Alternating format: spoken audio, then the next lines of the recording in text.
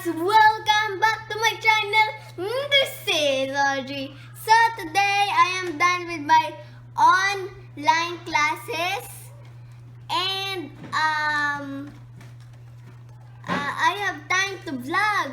So today it will be I am gonna teach you how to play Among Us. So first I have this mask that where I put the characters here how to play. So first, you'll be a crewmate or imposter. First, when you saw a dead body, it says report the body. And then, imposter. This one, what the imposter do, go to the vent. Because when you report the body, they'll know that you are the imposter. That's why going to the vent. And then this one, you will have a pet that I don't have any pets. And this says the pet has reactions like that. Like when you have a pet, it will have the same color as you. This is the imposter does. It will kill you, and then that's the reaction. And then when you are an imposter,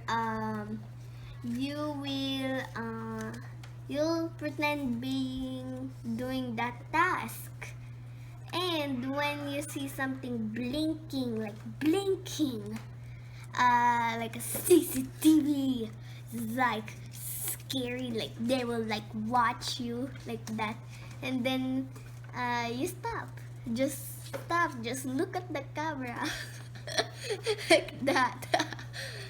And when you are crewmate, you just do the task and hide from the imposter, like hide like that, like just hide like that. And there's another thing that you pretend as the imposter. I mean, pretend being a crewmate. You look at when someone is doing the task, like like the shooting thing, yeah. And then you need to look at the one like that. Yeah, that's how you do that. So that's it.